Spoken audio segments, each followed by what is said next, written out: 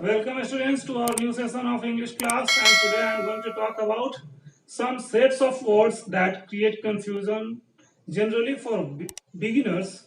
And so let's get started. Our first set of words will be lie and lay. There are some meanings of these words that are quite different from each other and there are no confusion, but some meanings are almost overlapping and there the beginner tend to get confused. So we have to be careful while using those these words with those overlapping meanings. The best way to understand the difference is to take examples. So our example for lie will be you should lie on bed. So here we have used lie. And she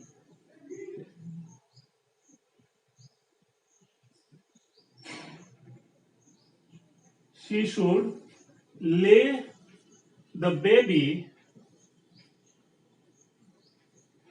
on bed.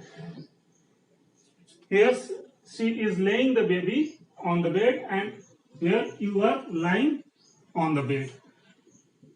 The difference in meaning is here when you put something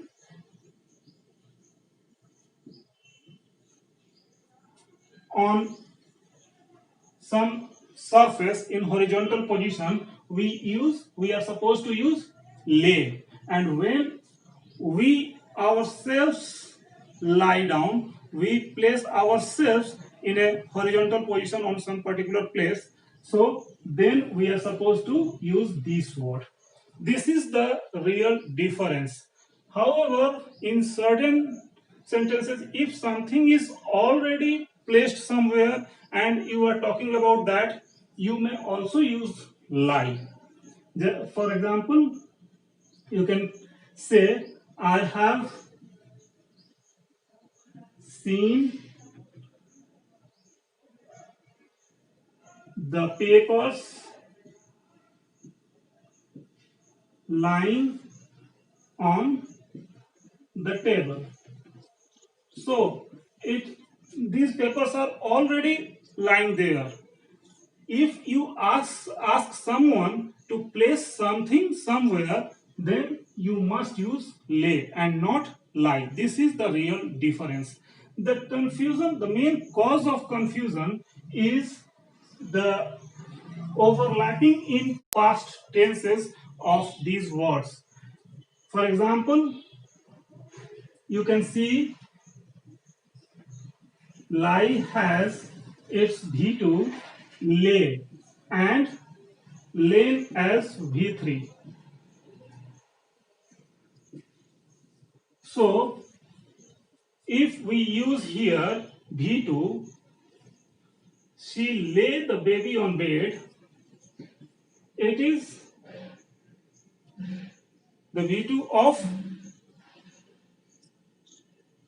lie. So here the use is not proper. You must remember that. Particularly in competitive exam or even in everyday speech, if uh, a learned speaker may notice the difference and may just feel awkward. So you are supposed to be careful. And the V2 and V3 of lay is laid and laid. So you should be aware of these uses beyond present tense to just do away with your confusion while using these words. So I hope the difference is clear for you now. Now let's move to another set of words. These words are also very commonly used and still some beginners get confused. Immigrant, immigrant, and migrant.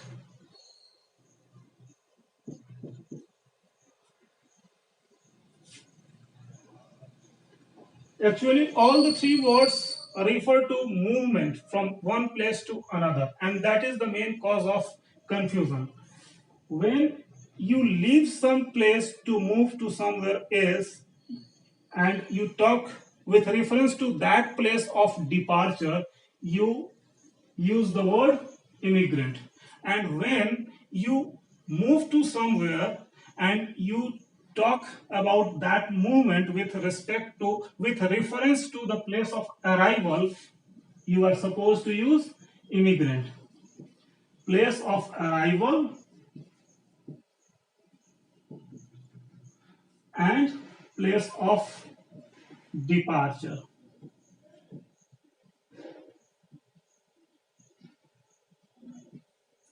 So the use changes according to the reference of place. Which place you are referring to, you should use the word accordingly. And migrant is a temporal departure to some place and then coming to that place again. For example, you may migrate to some place to in search of a job, or you may migrate to some other place to live closer to your family, or we generally use this word for the bird of migration. Those birds migrate to some other areas, leaving their native place, and then they return back to that place, their native place as again after the lapse of a particular season. So this gives a slightly temporal meaning, but these two words should be used according to the place of reference. So this is the difference, and I hope again the confusion is done away with. You may use these words now much more confidently. So we will be here again with more sets of words, and I hope if you have something in your mind, you can just tell us in our comment box, and we will include those words as well. So enjoy learning.